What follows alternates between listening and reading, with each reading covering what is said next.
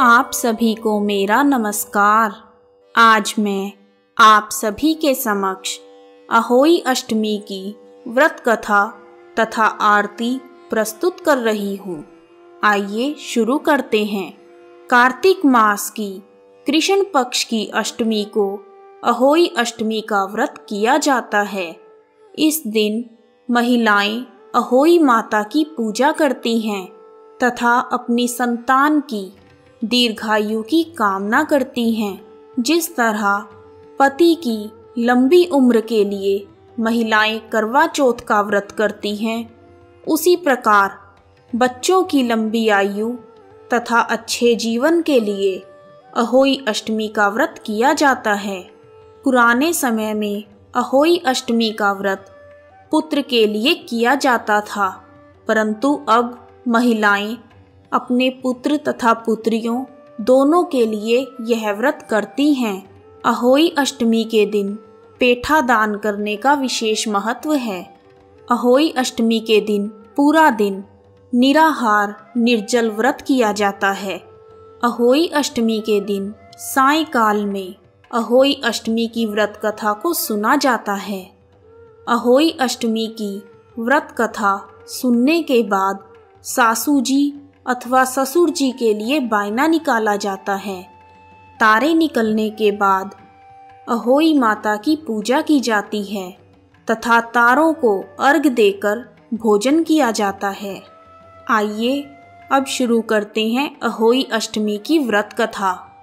एक नगर में एक साहूकार रहता था। उसके 7 पुत्र, 7 बहुएं तथा एक पुत्री थी। दिवाली से पहले कार्तिक मास की कृष्ण पक्ष की अष्टमी को 7 बहुएं अपनी इकलौती ननद के साथ जंगल में मिट्टी लेने गई। जहाँ से वह मिट्टी खोद रहे थे, वहीं पर स्याऊ की मांद थी। मिट्टी खोदते समय ननद के हाथ से खुरपी स्याऊ की मांद में लग गई।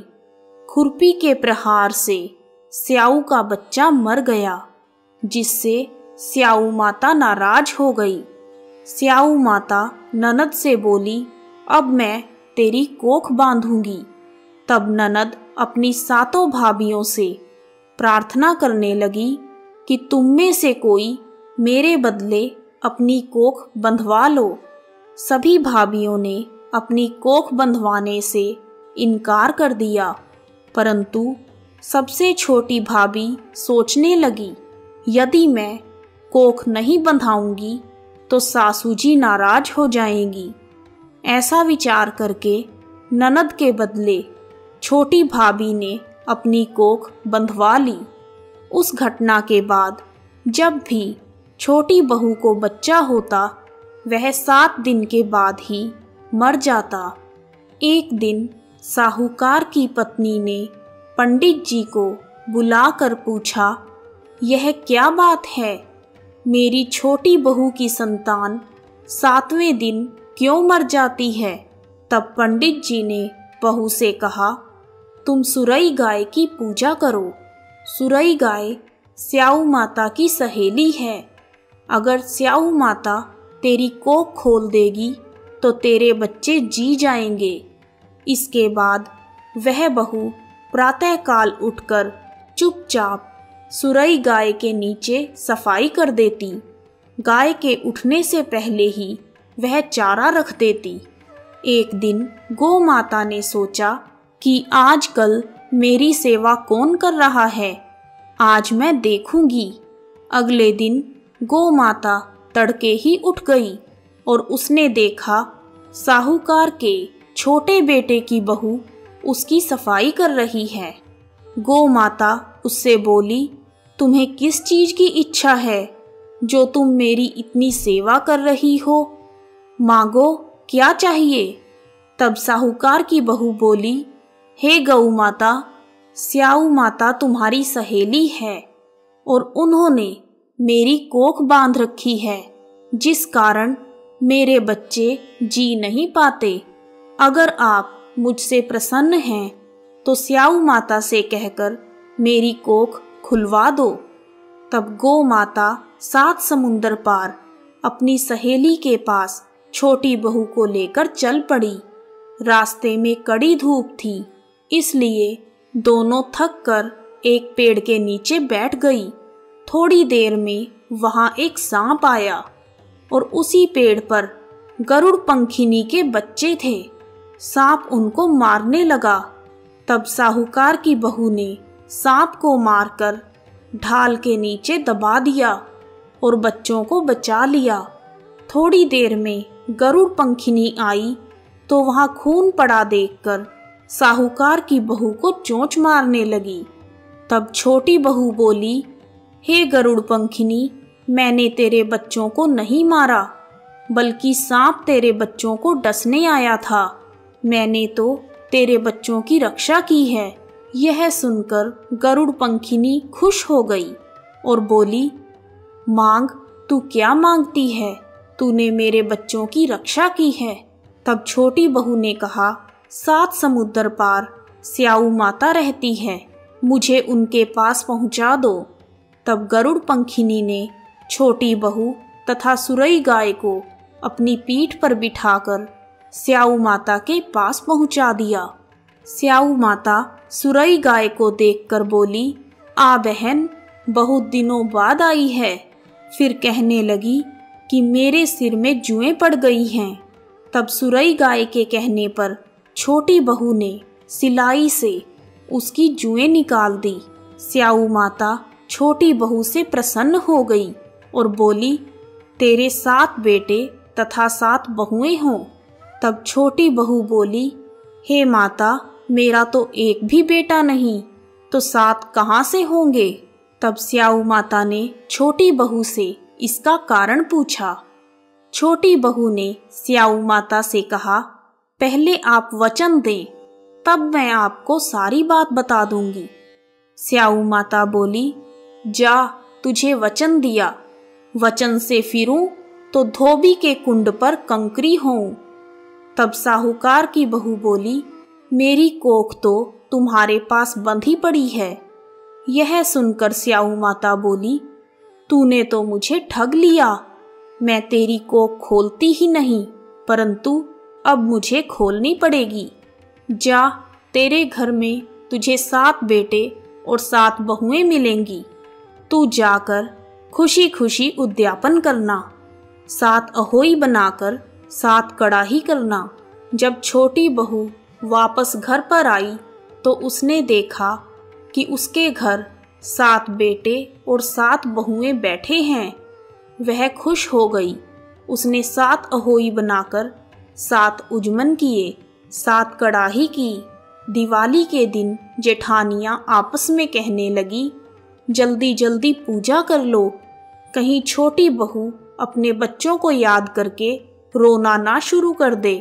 थोड़ी देर में उन्होंने अपने बच्चों से कहा, चाची के घर जाकर देख कर आओ, वह अभी तक रोई क्यों नहीं। बच्चों ने बाहर से ही चाची के घर में देखा और वापस आकर कहा, मामा, चाची तो बहुत खुश है, वहाँ तो खूब उजमन हो रहा है। यह सुनते ही जेठानियां दौड़ी दौड़ी छोटी बहू के घर गई और जाकर पूछने लगी, यह सब कैसे हुआ? तुमने कोख कैसे छुड़ाई? तब उसने अपनी जेठानियों को स्याऊ माता की कृपा के बारे में बताया। हे स्याऊ माता, जिस प्रकार आपने साहूकार की छोटी बहू की कोख खोली और उस पर कृपा की, उसी प्रकार हम सब पर भी कृपा करना और हमारी संतान की रक्षा करना। कथा समाप्त। कहानी सुनने वालों का भी भला और सुनाने वालों का भी भला। आइए अब सुनते हैं अहोई माता की आरती।